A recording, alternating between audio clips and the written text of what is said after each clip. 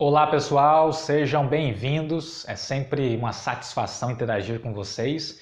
E o tema de hoje é para você que quer entender como a frustração funciona. E como vocês já sabem, não existe aqui a pretensão de esgotar o tema e a linha de raciocínio é behaviorista.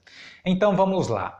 Nós podemos começar a entender o fenômeno da frustração se observarmos o que está acontecendo na vida das pessoas quando elas dizem que estão frustradas.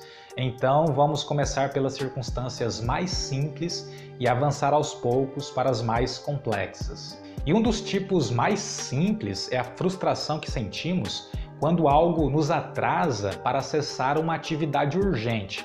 Suponhamos que você precisa urgentemente chegar a um local e se depara com o sinal fechado do semáforo. Nessas condições, é possível que a frustração seja experimentada enquanto o farol vermelho permanecer aceso.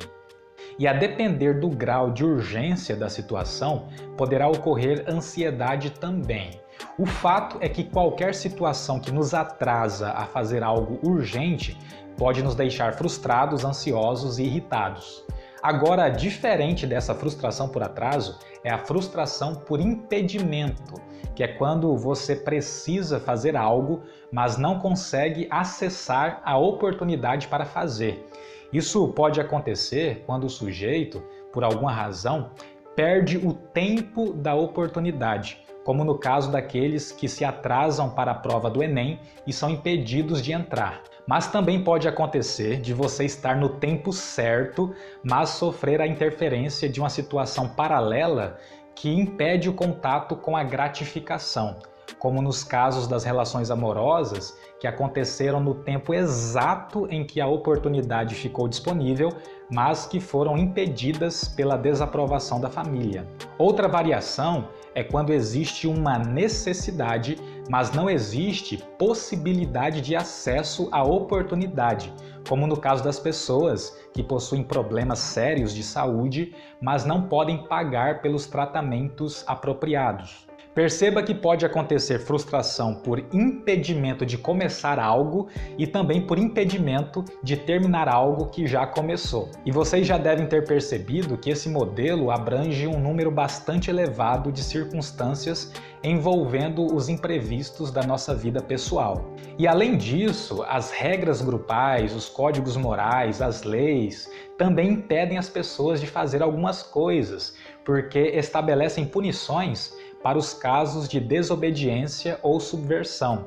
E essas punições podem variar da mera reprovação social até as punições da lei, como as multas e as prisões. Nisso também podemos incluir os critérios informais das convenções sociais, que promovem nas pessoas várias frustrações sociais, afetivas e profissionais. Isso nos lembra do filósofo Diógenes de Sinope, que ensinava como as convenções sociais nos impedem de ter uma existência realmente autêntica. E falando em vida social, um outro tipo de frustração que podemos examinar é o da desigualdade social. Geralmente ficamos frustrados quando somos impedidos de acessar as gratificações e oportunidades que outras pessoas acessam sem impedimentos, principalmente quando deveria existir equidade de condições, sem falar das competições e comparações que determinam qual é o status de alguém em comparação com quem não acessa aquela mesma gratificação, recurso ou oportunidade. E isso se torna critério para algum grupo enaltecer ou menosprezar algum indivíduo. Mas tem um outro tipo de frustração que não envolve impedimento, pelo contrário, dessa vez a pessoa consegue acessar as gratificações, porém se decepciona com elas. Mais ou menos quando você abre o pote de sorvete e encontra feijão dentro dele. Ou quando alguém percebe que um relacionamento não se tornou aquilo que a princípio se esperava. Coisas assim acontecem também nas interações acadêmicas e profissionais. Variações das famosas expectativas frustradas. Mas é importante que você observe que as expectativas não podem ser tratadas como causas das frustrações. É muito mais sensato buscar entender os contextos que geram em nós as ações e reações que recebem o nome de expectativa. O fato é que quando os resultados de uma situação não dependem só de nós, somos induzidos a esperar que o desfecho seja favorável. Em outras palavras, criar expectativas é torcer por um resultado desejável, porque isso é o que resta fazer quando esse resultado depende também de outras condições ou do comportamento de outros indivíduos. E é precisamente esse tipo de contexto antecedente que nos leva a fazer uma vigilância daquilo que aprendemos a querer que aconteça. E quando o resultado sai diferente, ocorrem os sentimentos descritos como frustração. Só que a coisa não para por aí, porque existem outros tipos de situações que geram frustração justamente porque o sujeito controla o desfecho. Nesses casos, em vez de gerar expectativa, a situação funciona de modo a obrigar o cara a fazer uma escolha. E isso pode acontecer de várias maneiras. Um tipo de situação de escolha difícil é quando a pessoa só consegue ter acesso a uma coisa boa se ela abrir mão de outra coisa boa. Por exemplo, a pessoa só vai conseguir construir uma casa muito desejada se abrir mão de uma viagem muito desejada. Ou a casa ou a viagem, as duas coisas não. Precisar fazer esse tipo de escolha gera frustração. Outro formato um pouco mais complicado é quando o sujeito só conseguirá uma coisa boa no futuro se primeiro ele se expor a uma coisa ruim no presente. Um exemplo seria a pessoa só conseguir juntar dinheiro para comprar uma casa no futuro se ela se expor ao risco de adoecer trabalhando com substâncias tóxicas no presente.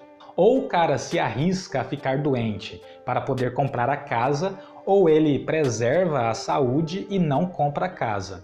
Diante dessa necessidade de escolha, ocorre a frustração. Veja bem, nesse exemplo, o cara só conseguiria algo bom no futuro se enfrentasse algo ruim no presente.